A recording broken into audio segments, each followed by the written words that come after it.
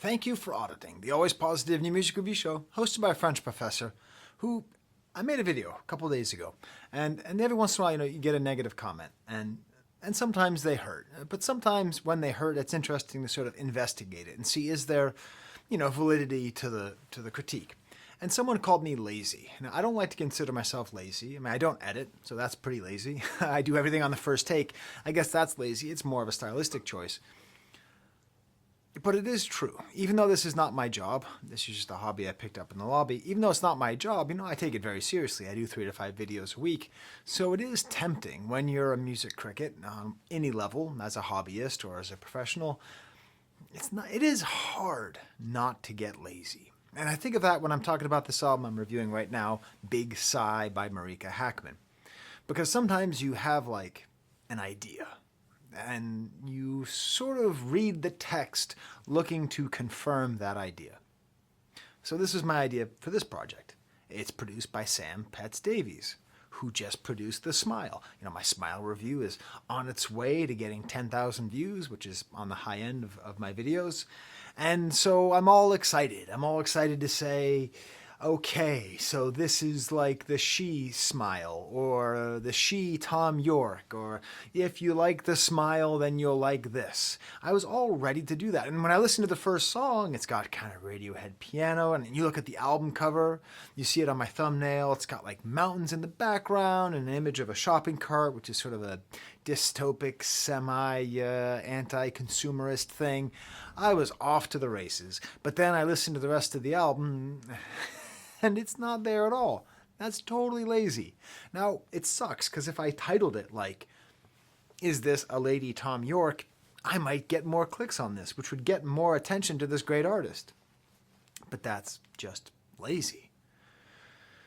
So I went back to my review of her 2019 album, back before I really knew what I was doing on this channel. Well, I'll probably look back at this video and say this was when I didn't know what I was doing. So when I knew less of what I was doing than I know now, and it was great. It was a very good review. I really liked the album, and the term I came up with was melancholic pornography.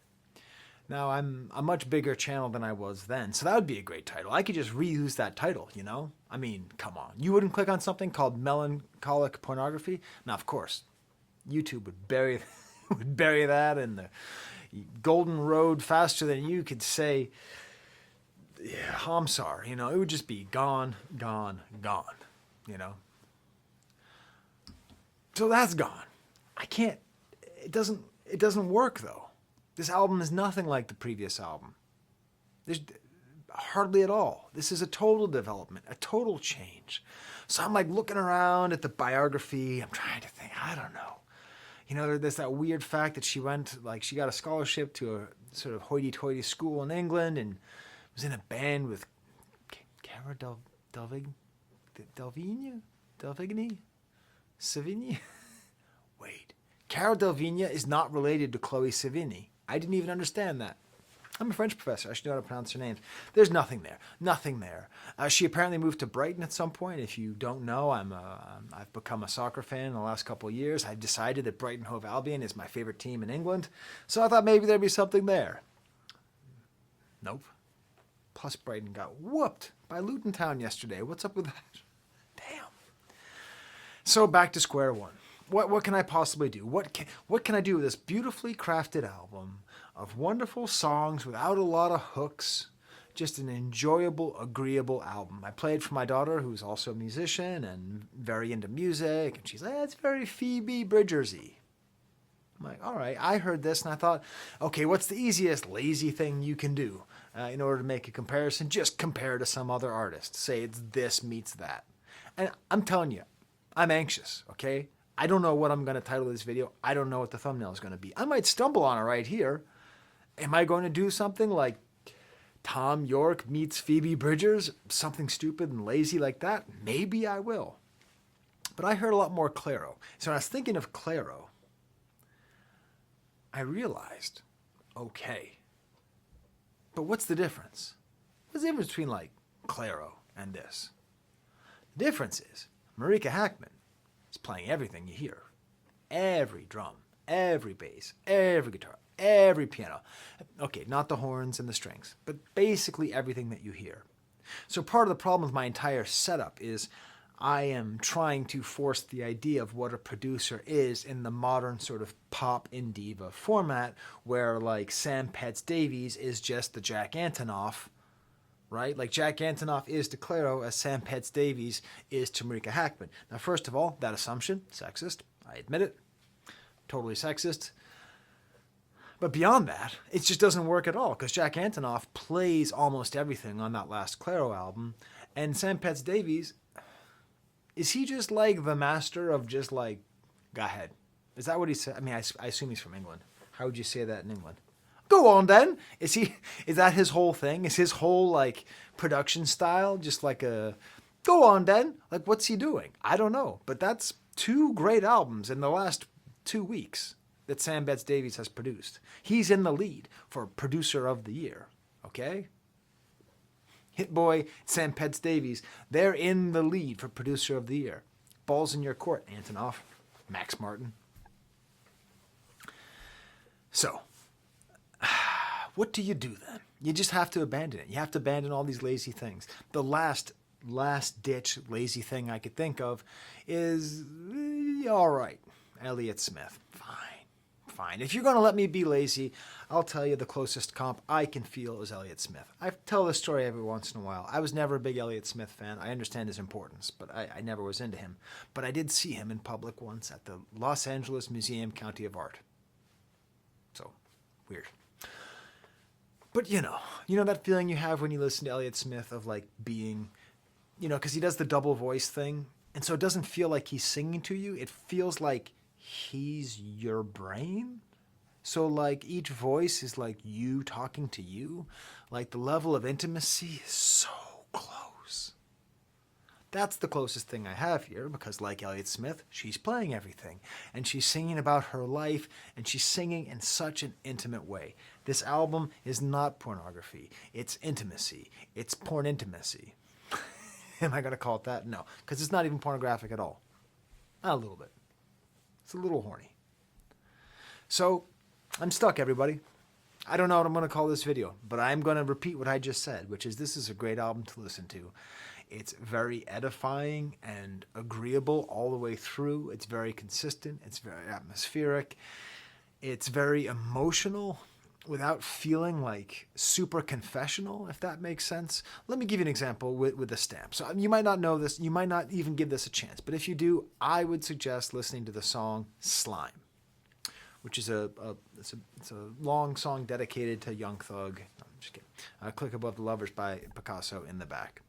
So the thing about Slime, I'm picking it because it's the closest to the last album. So if you liked her last album, this is like the transition point to the new stuff. Guitar and ghostly voice. The guitar's kind of like clean and dirty at the same time. I don't know. But it's very connected to the previous project. Very aggressive. This is the most pornographic song, but it's less direct than the last album. Stranger, I want to rearrange you. Climb your spine and shake your mind. Slide back and feel your bones crack. So sublime, turn to slime. Later, I want your head above mine. It's just this great little chorus in the biggest hook. The reason I want you to listen to this song is if you don't know this artist, start here so you have a hook, and then you can go through the rest of the album kind of gloriously hookless, like a anti-pirate. The second verse grows with the toms being played. I am genuinely curious, what did Sam Petz Davies have to do with this? And also, the guy from Alt J also produces everything. What are they doing? How do you produce an album where one person's playing everything? I'm not saying that like facetiously. That's not a rhetorical question. That's a question. Tell me in the comments if you know.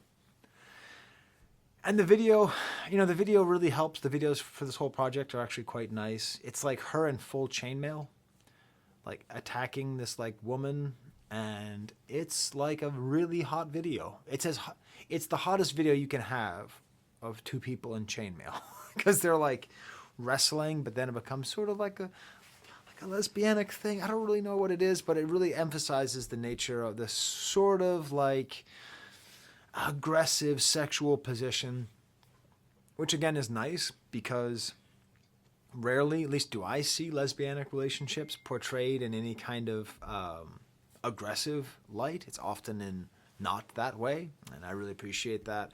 And I just appreciate this whole vibe.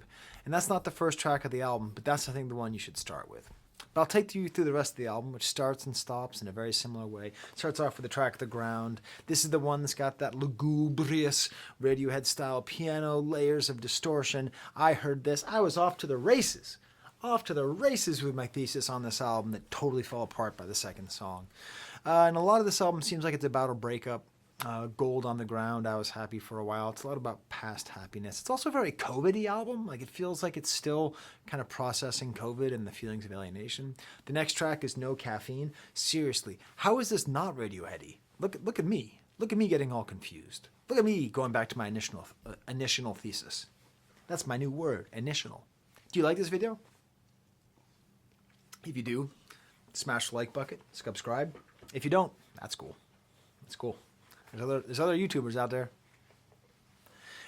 If you like my video, though, and you want to tell me that in a comment, which helps me a lot, and you don't want to say anything in particular, you can just put AVAA. That stands for Awesome Videos Always. I always go back and heart all those comments.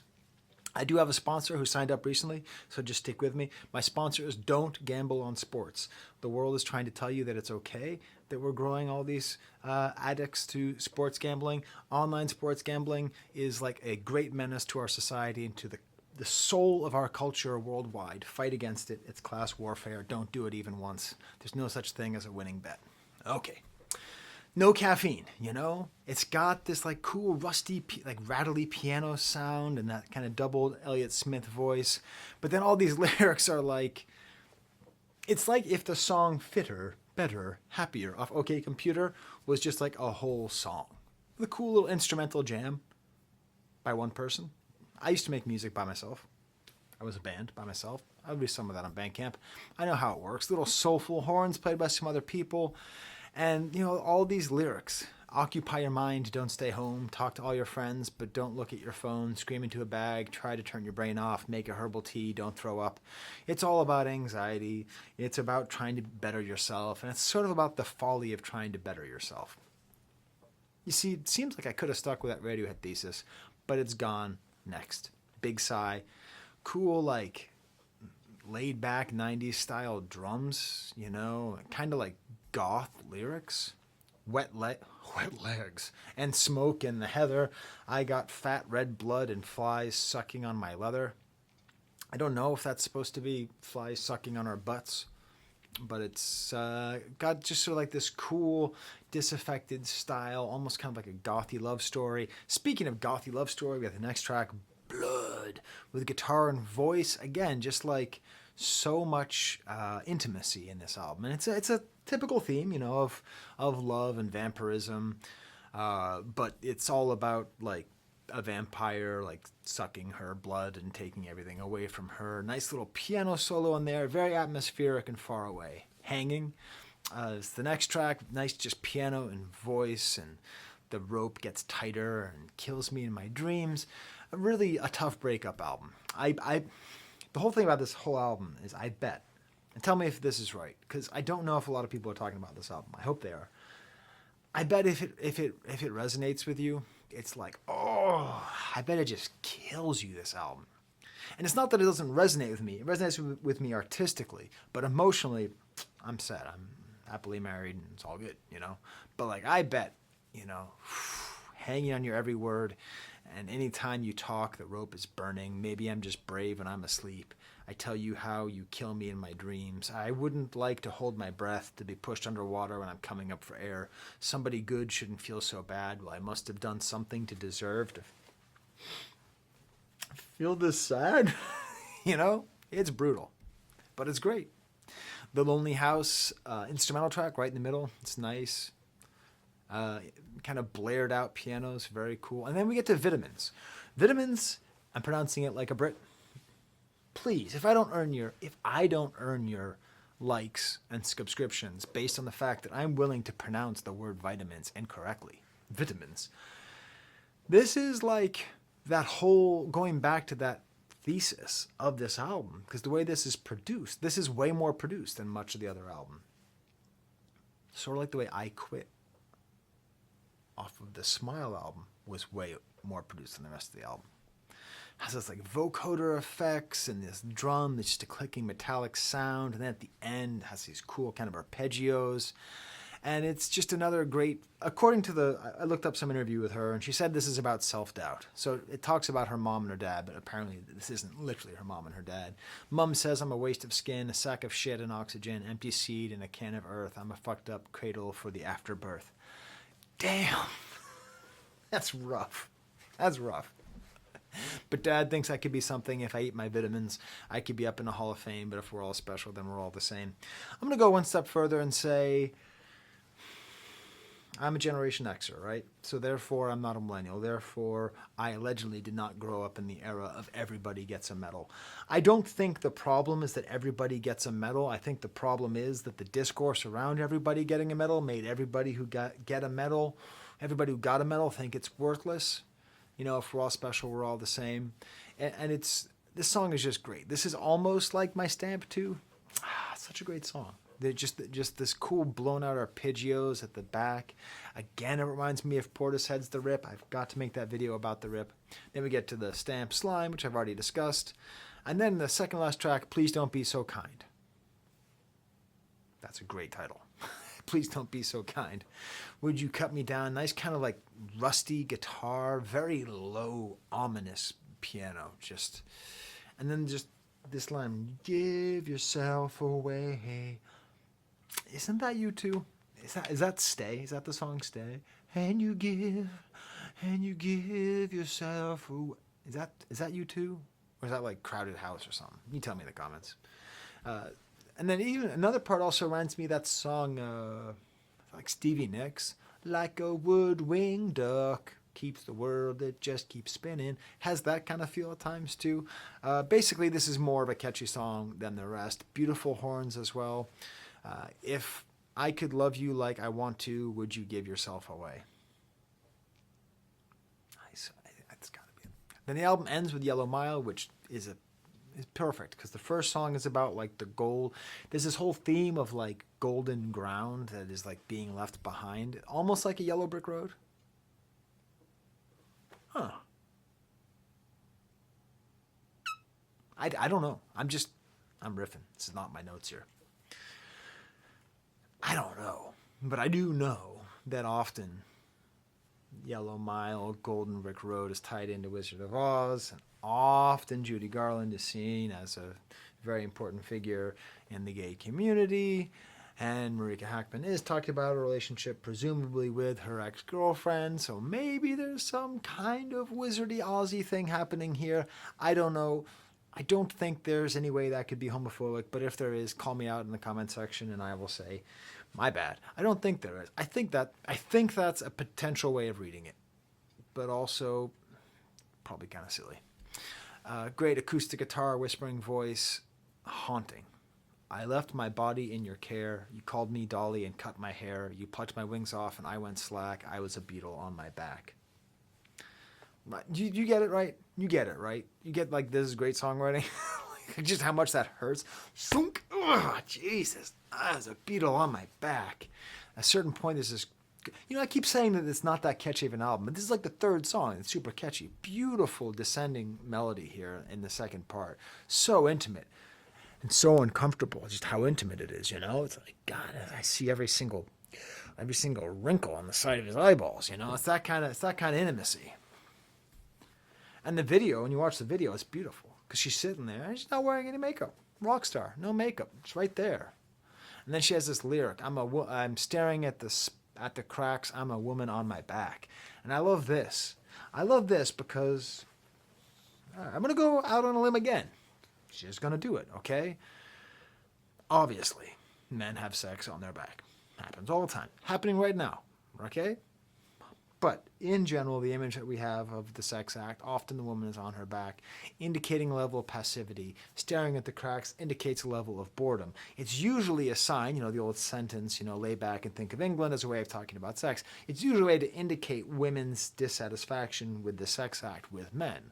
But having this in a lesbianic situation makes it sort of like more universal and not so much about patriarchy, but more about like power dynamics in relationships that like, someone's on their back, you know? And I'm not just saying like tops and bottoms and stuff. You can if you want. I'm not saying that. I'm just saying that like in a bad relationship, you know, somebody is on their back staring at the cracks.